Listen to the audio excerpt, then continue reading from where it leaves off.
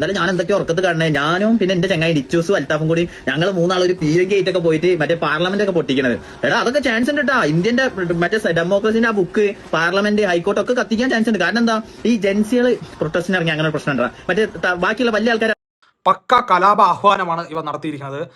ഇവൻ പറയണമെന്ന് വെച്ചാൽ പാർലമെന്റ് തകർക്കണം, ഇന്ത്യൻ ഭരണഘടനയായിരിക്കണം ഉദ്ദേശിച്ചത്, അത് കത്തിക്കണം, പിന്നെ കോടതി കത്തിക്കണം, ഇതൊക്കെയാണ് പറഞ്ഞിരിക്കുന്നത്.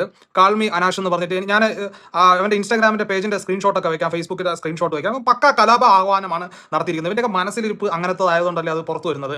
എന്നിട്ട് ഫൈനലി ഇന്ന് അതിന് സോറിയൊക്കെ പറഞ്ഞിട്ട് ഒരു വീഡിയോ പോസ്റ്റ് ചെയ്തിട്ടുണ്ട്. അപ്പൊ ഞാൻ ഫസ്റ്റ് തന്നെ പറയാണ്, ആ വീഡിയോ ഞാൻ ഇട്ടത് ഇന്ത്യയിൽ ഒരു തെറ്റ് പറ്റിപ്പോയി. ഇന്ത്യയിൽ തെറ്റാണ്, എന്റെ തെറ്റാണ്, ഞാൻ അങ്ങനെ ഒന്നും പറയാൻ പാടില്ല. അപ്പൊ ഇവന്റെ അക്കൗണ്ടിന്റെ താഴെ വന്നിട്ട് കുറെ പേര് സാരമില്ല മോനെ, നീ ഇത് തെറ്റേറ്റ് പറഞ്ഞല്ലോ എന്നൊക്കെ പറഞ്ഞ് കമന്റ് ഒക്കെ ചെയ്തിട്ടുണ്ട്. ഇത് മനസ്സിലാക്കേണ്ടത്, ഇത് തെറ്റ് നിങ്ങൾ ഏറ്റു പറഞ്ഞു എന്നും പറഞ്ഞിട്ട് ഇത് തെറ്റല്ലാതെ ആവില്ല. ഇത് കലാപ ആഹ്വാനം നടത്തിയതാണ് സോഷ്യൽ മീഡിയ വഴി, വിത്ത് പ്രൂഫ് എല്ലാവരുടെ കയ്യിലും ഉണ്ട്. അപ്പൊ എന്തായാലും അടുത്ത പണി